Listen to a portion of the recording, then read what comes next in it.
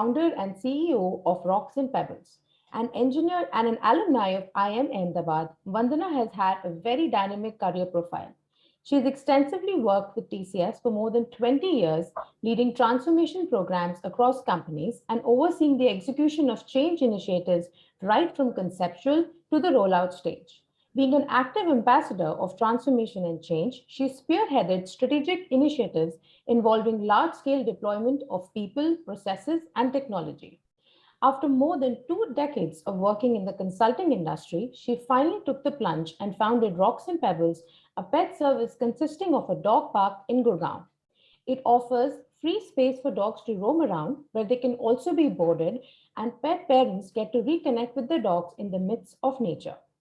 With such a diverse set of experiences, I'm sure there's a lot to learn from Vandana on the importance of change in one's professional and personal life.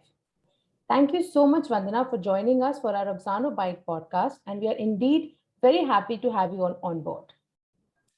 Hi, thanks a lot for having me here and looking forward to this session. Great. So, Vandana, let's get right into it. Looking at your journey over the last 25 years, you've been a change leader throughout, especially with you switching from a corporate profile to that of an entrepreneur. So, in your opinion, how important is change for a business entity or even an individual? So, in whatever you do, if you want to be relevant, you always want to be relevant. So, whatever is happening around you, things are changing, you need to change, right? In terms of giving some value proposition to your customers or your potential customers, to always have that value proposition for your customer for meeting their changing needs, you need to change. Your organization needs to change. Even as a person, I would want the world to be better today than what it was yesterday, right? So if we want the world to be better, which means change, we also should be there to be able to accept that change. So we can do that only if we are geared towards that. We've also grown, right? And we grow by change. So for an individual, change is important for growth.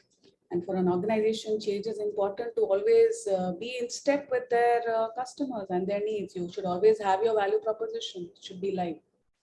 So I think, I believe in that cliche that change is the only constant in life. And it should be something which should be taught in school also on how people should be adaptive, right? They should know, they should be thriving in change and not get bogged down or have a fixed mindset, which is making it difficult for them to cope up with the world. Right. And I like the fact that you brought up school as an example, because I feel future are the kids, students are the future of our generation. And I feel that more equipped they are to manage change and kind of change along with as the ecosystem is evolving. It's very crucial that such sort of an attitude is inculcated in them from a very young age. So change, I feel you're very correct on that, is very crucial for growth. Correct. Rightly said. I see the children, today's younger generation, they are cooler about change than what we were, right? I mean, maybe because the pace of change has increased humongously. So even in school, instead of learning, they learn more about learning how to learn. So equipping them with tools on how to make their life better instead of just information and just knowledge. They need much more than that. That's correct. And I think when we talk about change, transformation is a byproduct of change in many ways. So with your experience in driving transformation across organization, how do you see that technology has worked as a tool in enabling change in any organization? So technology, if you look at the technology industry in itself, right, it's changing very rapidly. We are getting advancement in technology in every subfield of technology, right? So that's why it's become one of the most important tools to have if you're looking at doing something different or changing something, right? So I think change will happen irrespective of technology, right? It has to happen. If an idea's time has come, it is going to be something which gets accepted. But with technology, that change can be more efficient, and it can also happen faster, right? So as long as everyone understands that technology is a tool for change, it's not the change itself.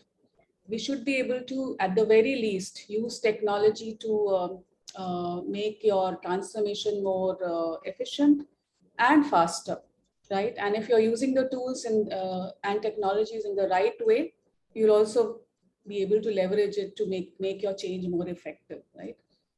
It's a double-edged sword because a lot of people feel that just by adopting a technology, you've transformed yourself, which is not the case. So anything like this, you have to take it with a pinch of salt, that this just adopting a technology is not enough for changing, right? Even if when we talk about COVID, what happened in the pandemic, everyone went online. We had explosion of Zoom meetings and Right. new tools to help in communication, right? But that people using the same tool, it's not that all the organizations and everyone thrived, right? There were people who kept struggling because just using a technology is not enough. Your ultimately, always your differentiators is going to be your team, your people. I'm not sure we've reached that stage where we can say that there will be something more important than people. So yes, technology is definitely important, but you should also know how to use it effectively. And I think it's a very interesting take on technology, I feel, because when you're talking about technological change, what we also need to look at what is the kind of adoption and the intent by the resources that are going to be used that using that technology, whether or not they are willing to change and adopt to that technological change in the first place. So that is where, the transformation comes in play. That like you mentioned, the Zoom calls, these tools are already present even before COVID happened. But the transition from using it on a daily day-to-day basis and still finding effective ways of driving work, reaching milestones, achieving your targets in a corporate structure, that only happens when people started accepting it with the right intent that they wanted to change. So I'll put it in another way also. It only happened when there was a need for Right. it to happen, right? If I could pick up a phone and do my work, if I could call my team in my room and do the work, I'll not go for Zoom, right? I wouldn't, there will be no need. I'm comfortable in doing the things the way I've been doing all these years. Mm. It's only when that comfort was taken away from me and there was still a need to connect, I would try to explore and adopt something new. We've not spoken about my business, but I can give you a very simple example. There are a lot of people who tell me that, when you get dogs to your park and all of them, you give them a tag and it should be RFID enabled. And then when the dogs come, you scan the RFID, you will know which dog it is. Okay, good, great use of technology. But what is the need? I mean, what is it serving me? What more information is it giving me, or what more information is it giving the customer? Nothing. There's no value add. I'm not making money. I'm not saving money, and my customer is not getting a better experience. So there's nothing in it for me. So why will I do it? So just technology, just for the heck of it, should not be used. I feel it has to have a purpose. I think this kind of complies with your earlier statement that technology being a double-edged sword. It only if it solves a use case, then there is a need to adopt it. Otherwise, yeah. Yeah. So since you brought up your business, I think it's very important now. Let's talk about you as an entrepreneur. So from closely working with CEOs and implementing organization-wide changes to now running and building something of your own. So how did you manage to take that leap of faith? And how was the transition from working in a very structured corporate environment to now wherein you have to look at a lot of things when you're an entrepreneur yourself? So how was that change happen for you? Okay, that's uh, that question. The answer can go on. I can go on and on about it. Okay, so see, it's been I was working in TCS for 22 years. I did take a sabbatical for my management studies, but I worked there for 22 years. But uh, so work has always been much more than working for a living or working for surviving for me. It's been a part of my identity. It's been important. What I do has been important. I'm not a survivor. I'm more of I thrive on challenges. I like working. So in TCS, I've always liked my work. I've always been very passionate about what I'm doing, and I've always felt I'm making a difference. What I'm doing makes a difference to other people's lives. Okay. And then one day I felt I'm ready to take the plunge because I want to do something which I'll not be able to do inside TCS. I'll not be able to open a dog park, or I would not be able to even do my consulting work with some of the smaller companies I want to, or if I want to do something like that in TCS, it's going to take a lot of while. I don't have that much time. You live only once, right? So that was the time I felt I'm ready to take the plunge. So you'll never be 100% ready, right? There's just one sort of feeling or intuition you get, and you just take the plunge. So I took that plunge, and of course, with all the learnings I have from TCS, I took that plunge. And of course, it was not easy. It was very difficult. See, the monthly salary is the biggest addiction, right? It's the biggest Right. addiction you have. Getting rid of that addiction is not easy. So same here, I had a period of time when I felt I've lost myself, right? And doing something new also meant that a lot of my assumptions I had to question, right? When you work in a large organization, there are so many things taken care of, right? Your travel is taken care of, your all your administrative work is taken care of. Here, it was nothing like that, right? Even if I had to go to I had to travel to a country right from the visa work, so travel, looking at tickets, everything you had to do, so, right? If you run your own company, you are the CEO, and you're also the person who takes out the trash. So doing all that was it was a humbling experience also when you learn. And one of the biggest thing I learned was that I learned the value of money. I always thought I'm very money conscious, but spending your own money on things, you realize that how it's important to see where you want to spend, how much you want to spend, and how things is moving. So I think I became very conscious. So it was a good experience. It was a very trying time, and it was also a very humbling experience. And then you have those aha moments. You felt you could Right. never do this, now you could do this, right? Transition was also it was also one of the challenge, right? I mean, from a Tata brand, I'm to a no one brand, right? No brand, nobody. So you realize the importance of working for a large brand, right? The brand sells itself. You don't have to start with selling yourself. Some of that work is already done by your brand. So here you have to start all over again by creating your brand, trying to sell it, make it popular. And so all that was, but it was a very good learning experience, I must say. And I firmly believe that you should do something and then regret doing it instead of not doing it and regretting not doing it. So I'm still on that path. I've not regretted anything except my paycheck. I'm not regretting anything right now. So it's been a good experience. I think it's a testimony of the depth of your passion for something you wanted to do because, like you mentioned, there are a lot of challenges when you make that shift. And then, as an entrepreneur itself, there are so many things that you're accounting yourself for, but certain things just come to you as a surprise. So, continuing to be on that path despite the number of challenges, that kind of shows your conviction as wanting to be in the same direction as the same thought process as you started off with. So that itself is very inspiring, I'm sure, to all our listeners. Thank you. So, like you mentioned, like Rocks and Pebbles, that's the name of the venture. And if you could just share in detail with our audience, what is the concept behind it? What is it that you're trying to build here? And how big is the opportunity do you feel there exists within the pet care industry? So I have two dogs. They are 7.5 years old now. So since I've had them, I've started looking at life at that 1.5 feet level, right? And I'm sure you also must have noticed that number of pets is increasing everywhere.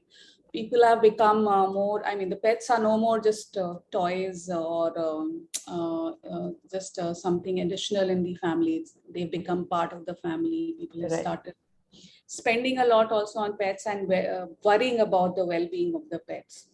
So same as that, I being a pet parent, I saw that there are a lot of things you can do in this industry.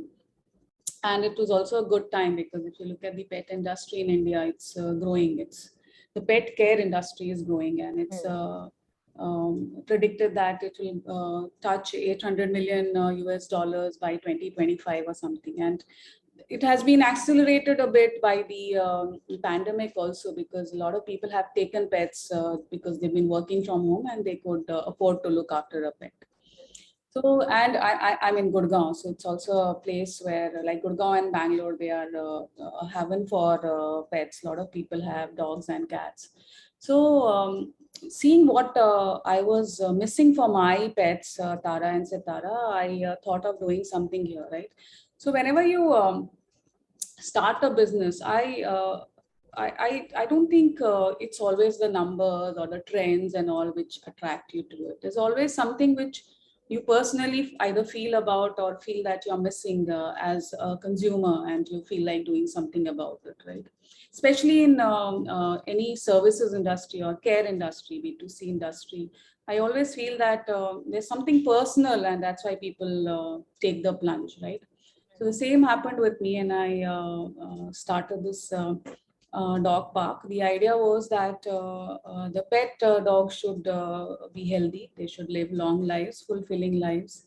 Uh, Families who cannot take a pet because they don't have any support at home, or they don't have enough time to take care of pets, they should also be encouraged to take a pet, because the support system around is something which is available. So keeping all this in mind, we came up with this. The whole idea of calling it Rocks and Pebbles, though there are times when I've regretted calling it Rocks and Pebbles because the word dog or pet is not there. So the idea of calling it Rocks and Pebbles was, I mean, it was more of a personal journey, right? I'm moving away from corporate and trying to do something which is very close to my heart, and something which will make me feel fulfilled and happy. So it's a core. So from the management fable of Rocks and Pebbles, where the professor says that, I don't know whether you heard it or not. The professor brings out a jar in the classroom and says that you fill it with sand, you fill it with water. And after that, when you put rocks or pebbles, there's no space for it. Things splash around. So you have to do it the other way around. The rocks and pebbles are the most stable friends and family, what matter to you. First, they should go into the jar, and then there's space for the frivolous stuff on the top, right? Bells and whistles at the top. So that's why we call it Rocks and Pebbles. And it started as a dog park. Now we have a dog school where we pick up dogs from their residences, get them here, they play here, they have breakfast, they have fun, they have some activities and exercises, and then we drop them back. This is for the well-being of the dog. And we have, now that people are going back to office, we are supporting daycares. We also plan to start pick and drops from offices or IT parks. So the whole idea is the pet first. So making sure that dogs are happy and they have a healthy and fulfilling life, and then looking at the dog parents' needs. That's how it started, and that's what we want to do.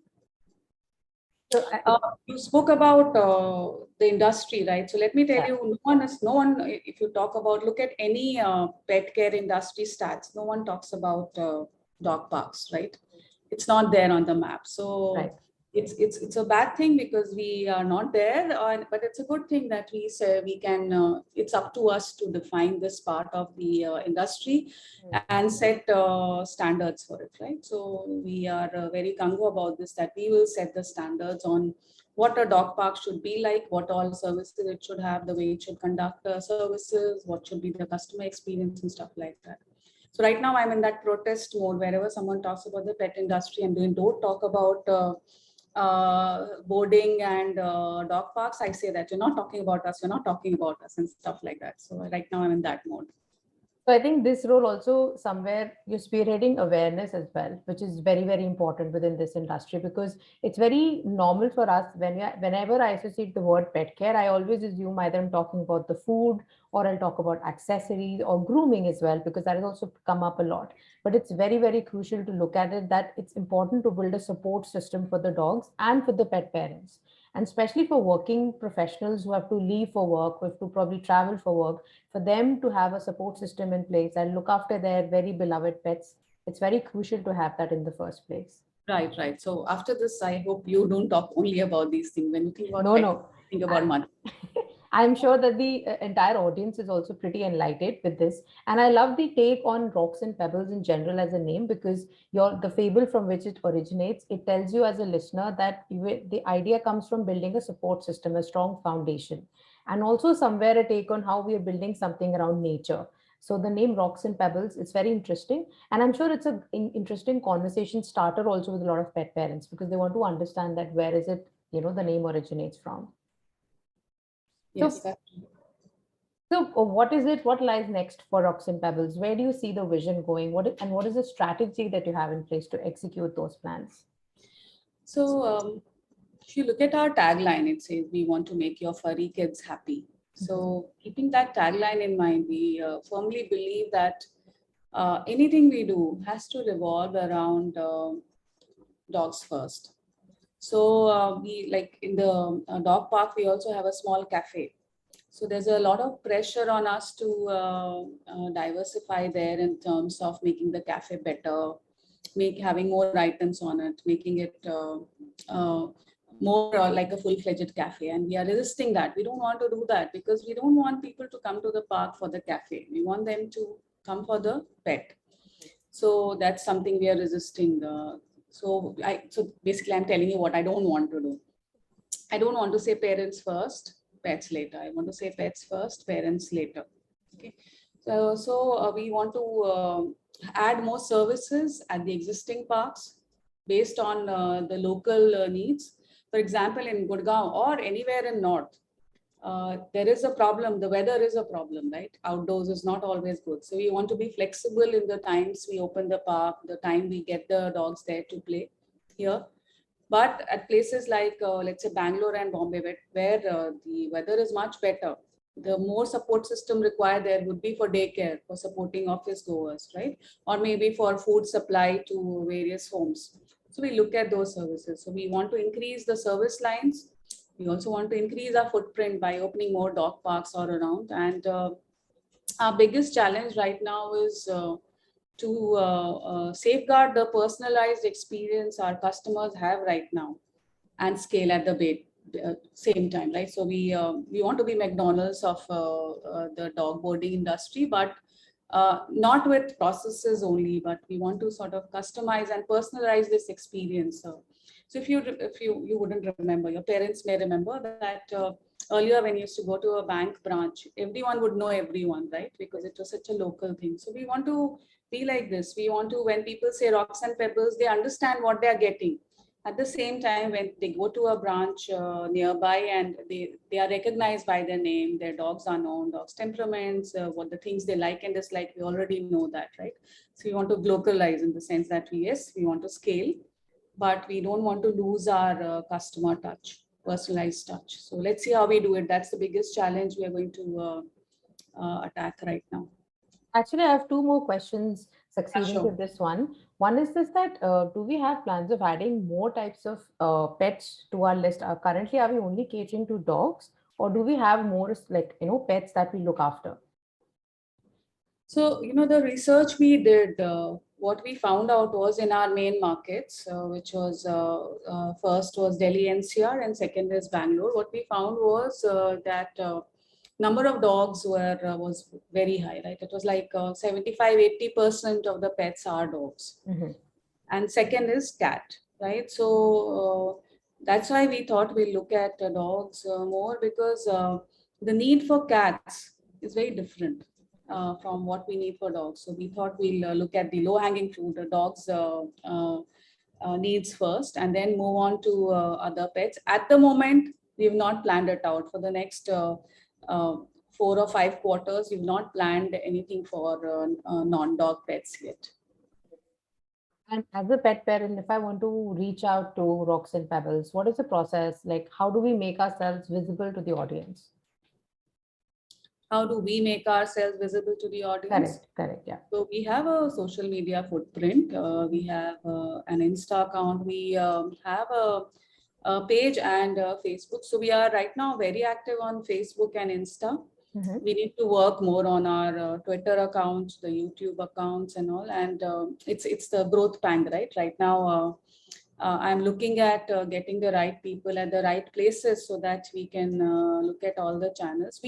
I feel as because my background is more on execution, strategy and execution, I'm not that good on marketing. So the Rocks and Pebbles, the marketing area needs a lot of improvement. Having said that, it's a good thing for us, which basically means that we've got acquired so many customers with minimum marketing. there's scope to acquire a lot more once we start doing full-fledged marketing. So we are looking at doing that very soon so that we can acquire customers, more customers and faster. So, Vandana, looking back at such a dynamic career that you had and now building something of your own, what are the key lessons or learnings that you can draw from your complete journey so far? Okay, so I'm trying this so that this doesn't sound like motherhood statements, right? One of the most important learning is that you should never settle, right? Things like oh, this is it, this is the limit, right? You can't go beyond, you cannot, oh, this cannot be done. You don't settle, you keep brooding with it, trying it out, try small experiments, and see it fail miserably on the ground to decide this can't be done, not before that. If you have an idea and intuitively you feel that it's worth exploring, because your intuition is not something which is a finger in the air, right? It's comes from a lot of experience and understanding of whatever is going on around the world. So trust that and explore before rejecting an idea. Just go ahead and explore it. The school idea we started with 4 dogs. So we used to run it 2 days a week. Actually, I used to be the driver. I used to take up the car, and 4 pets from my society itself. We should take them. And now we have around 55 to 60 pets. And so every day of the week, 20 to 25 pets go in the car and go to the dog park. And so that service has grown like that, right? It's and within 2 years, it's grown so much. And there is a further need to add more vehicles and more drivers and more routes so that we can cater to more dogs. So don't ever think that an idea is not good till you explore it to its depth, right? So that's very important. Never settle, right? The other is that since this was more of my problem because I moved from corporate to here, right? You want to go ahead. Just Vandana, assume authority and go ahead. You should not. I'm Did you really lose me? sorry. Yeah. Actually, there was a big sort of a distortment that Okay, happened. no Can problem. we, No. can we do it that you finish the first point? Can we start from the second point?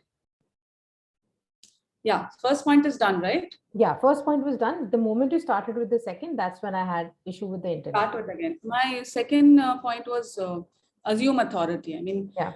you don't have to take permission from anyone. Assume you have authority and move forward, right? If you make a mistake, you can correct it later. But assume that you have authority and move ahead. Of course, don't break laws, but assume authority and move ahead. Don't wait for someone to give you approvals, right?